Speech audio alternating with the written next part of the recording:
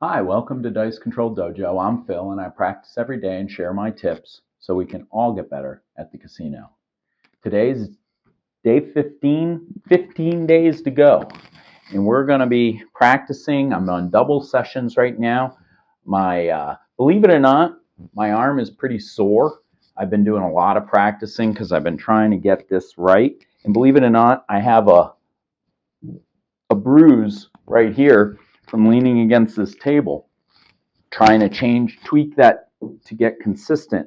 So I don't know if it's good or bad, and I don't know what to do about it, but I'm I'm slowly trying to just grip these dice nice and gently, coming in and then doing my throw. I'm trying to get that into a rhythm. And the daily rhythm for that is very important. So my update on my tweak is I'm very happy about it. I'm a little more upset. I have not been able to get on a table. The tables have been full. With this free bet stuff, there's a lot of people at these casinos that I go to, and it's making it hard for me to get into my position. So I want to talk today about watching a table, the skill on what to do with that, because it is a skill and it is something that my former coaches have all talked about. Is you don't just jump on a table. Uh, Unbeknownst to my compadre in SL1, we don't like to jump on a table just because it's an open situation. So if this is open, um, I'm going to sit here and I may watch the table for a round just to see what's going on. And I know that's not how some people play. I won't name names, but it's always good to kind of catch how a table is playing before you get on that. Now, a lot of people say there's no such thing as Mojo.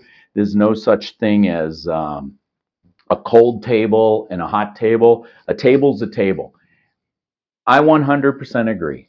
When you're talking about randomness and throwing and odds and gambling, there is no such thing as mojo at a table when it comes to statistics, right? It's just statistics. Well, what does mojo look like when you're sitting at a table? I know we've played for so long that I know that at times the table just does not feel well. Now, does that mean it's a good thing or a bad thing? Well, what I think it means is it gets in your head. If your energy in your mojo is a negative thing, meaning that I'm going to throw a 7 or I'm going to do bad because the mojo of the table is not right, you're going to do it. I truly believe in positive energy, and I know this is out there and that, but we've talked about it. Our craps crew have sat down, had many, many drinks talking about the table and if it's cold, if it's hot, if it feels good. Believe it or not, we don't throw well or not well when we have an empty table. When it's just the four of us on there, it always seems like obviously we have fun with the four of us. But with more people around the table and the energy uplifting, and then the casino having some positive people that are dealers and box guys, the energy gets up. We feel a little bit better. And I feel that if you're feeling better about yourself and the energy in the room, you're going to throw better. It's a mental thing. It's not the energy, it's not all the hoopla, the horoscopes, the things like that. But what it is it gets in your head. And your head is so important to this game. You cannot believe how important it is if I'm taking a light pickup of a dice in my hands and I'm picking it up and I'm going to a 45-degree angle. I'm coming back 2 to 4 inches and I'm going to engage my muscle to throw, and I'm going to let it release on its own, and it's going to land and hopefully throw a hard 8. In order for all that to happen, this mental game right here has to be on. You have to be on. And when I've thrown 40 or 45 times before, I've been in a zone. It's been a zone that I'm like this energy and I'm just feeling it and I'm excited and I'm able to control it. I'm in that zone. It's kind of like when John McEnroe tells you that the tennis ball in Wimbledon looked like a beach ball because he was in this zone at that point. That's what I feel sometimes when I'm throwing. The other day when I threw the 50, I did not feel it at all. The dice were not going where they wanted. I was not happy about it. But I truly believe that a table has energy that makes it a mental game for you. So for control throwers, the mental game is the 90% of it.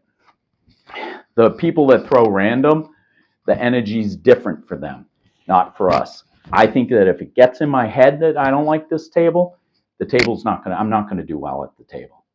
And I can't afford to do that, right? I don't want to put money at risk if I'm not 100% happy with the table that we have or the people that are there, right? Because if there's a jerk like the other day, your energy's weird, you're tense, just tense. Just think about your hands just a little more tense.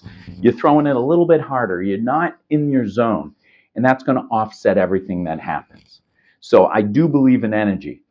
I do believe when you're at a baseball game and your crowd is rooting you on and your people are cheering you when you get up to that plate, it's just a little bit different. You just feel a little bit different when you take that swing, and sometimes people feed off that energy. Well, that's what I feel a casino craps table is like, a live table that is having some positive mojo. Even if I'm not making a lot of money, but people are fun and having a good time, I truly believe that I'll throw very well for that. So I'm at the live table the other day. I'm walking in. I got my $50 free bet. I'm walking in. No, actually, I didn't have a free bet. I had to go there because they were giving a free gift. So, free gift day, did not have the free bet. So I walk in, didn't get the free gift yet. I just said, let me see what the table's doing. I come up to the table. Sure enough, there's a guy with a stool here, and he's spread out, and he's got hundreds of dollars, and there's all these people around the table. So I wasn't going to get the table today. One, I didn't have a $50 free bet, but I was able to observe. And what are you looking for when you go to observe at a table? You're kind of seeing the energy. You're seeing how the payouts are. You're seeing what the dealers are doing, how the energy of the room. And I'm telling you, this was the worst energy I've ever seen. This guy had all this money down, and to tell you the truth, I'm watching the table to see how it was going to go, but I'm watching his chips deplete down quite a bit, and I'm like, maybe when he runs out, I can step in on this table. But I didn't like the energy anyway. So at one point in the middle of this rolls, they're going around and his money's coming down. And I'm like, well, either I'm going to sit here and watch some more and see if this energy changes, or I'm just going to walk away, go get my free gift and go home. So sure enough, what happens? Seven's out, 7, 7, 7, 7, 7. He goes and throws. When he goes to throw, he bet the farm. He had 125 across. He had hundreds of greens everywhere. And he sevened out right away. So he was pretty depleted and he was pissed and he's all angry. What does he do? He reaches in his pocket, drops another $1,000 on the table. So I'm like, well, I ain't playing anyway because he's never leaving. And he was so spread out. His chair was here. He's here. He's taking up 3 spots. So I'm like not getting into that after the jerk the other day. So the mojo of the room wasn't well. I was leaving anyway. So I went and got my free gift and went home. So why I'm telling you all this is, hey, when you come to a table, watch it for a little while, see what kind of action's going on, seeing what you can do. Even if your spot is there, you may want to just stand, put some bets, get some money, sit there, and just kind of observe what's going on to see if this mojo is right. In order for you to throw well, your mental game's got to be in, your physical game, your muscle memory, but your mental memory have to be in tune. And if they're not, and you're not in that situation, move on.